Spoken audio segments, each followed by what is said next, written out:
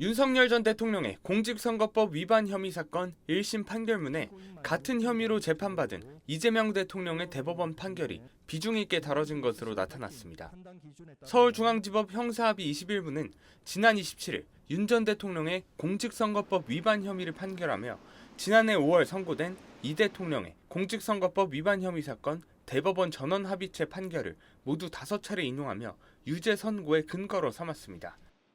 이 대통령은 대선 후보 시절 방송 인터뷰에서 대장동 개발 사업 관련자인 고 김문기 씨를 몰랐다고 발언한 등 허위 사실을 공표한 혐의로 기소됐습니다. 대법원은 이러한 이 대통령의 발언이 선거인에게 주는 전체적인 인상을 기준으로 볼 땐 허위 사실 공표가 맞는다며 사건을 유죄 취지로 서울고법에 돌려보냈습니다.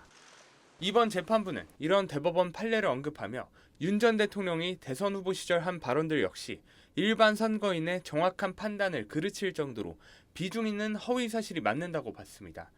반면 이 대통령에게 무죄를 내린 판결의 법리가 윤 전 대통령에겐 적용되지 않았습니다.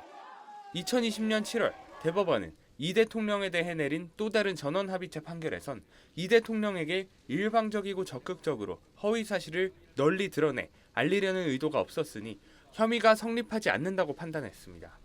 윤 전 대통령 측이 이를 토대로 자신도 허위 사실을 적극적으로 유포하려는 의도로 일방적으로 발언한 게 아니라고 주장한 데 대해 이번 재판부는 이 판결의 법리가 이 사건에 그대로 적용되지 않는다고 판단했습니다. 재판부는 이 대통령에게 적용된 법리는 즉흥적으로 계속해서 이뤄져 표현의 명확성에 한계가 있을 수밖에 없는 상황으로 전제한다며 윤 전 대통령이 참석한 토론회는 명칭만 토론회일 뿐 패널 질의에 답하는 형식이라고 했습니다.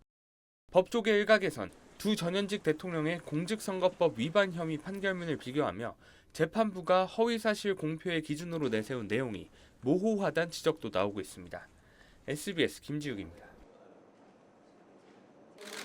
대법원 전원합의체는 이재명 민주당 대선 후보의 공직선거법 위반 혐의에 대해 무죄를 선고한 2심 판결을 유죄 취지로 파기환송했습니다.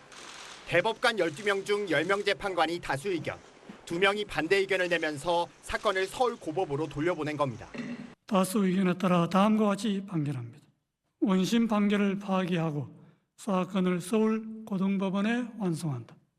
대법원은 1, 2심 판단이 엇갈렸던 이 후보의 지난 대선 국면 고 김문기 씨와 해외 출장 도중 골프를 치지 않았다는 취지의 발언과 백현동 부지 용도 변경이 국토교통부 협박 탓이었다는 발언을 모두 허위사실 공표로 판단했습니다. 선거에 출마한 후보자 표현의 의미는 일반 선거인의 관점에서 해석해야 한다고 판단한 겁니다. 피의원의 공직 적격성에 관한 선거인의 정확한 판단을 그르칠 정도로 중요한 사항에 관한 허위사실의 발언이라고 판단되므로 이응구, 오경미 대법관은 두 발언 모두 다의적 해석이 가능하다며 반대 의견을 남겼습니다. 이 후보는 유감을 드러냈습니다. 제가 생각했던 것과 전혀 다른 방향의 판결인데 일단 내용을 저도 확인해보고 입장을 내겠습니다. 이 후보는 서울고법에서 다시 재판을 받게 되는데 통상 대부분의 파기환송심은 대법원이 내린 판단을 반영해왔습니다. 앞서 대법원은 지난 3월 28일 사건을 접수한 뒤 높은 국민적 관심을 고려해 이례적으로 신속하게 심리를 진행했습니다.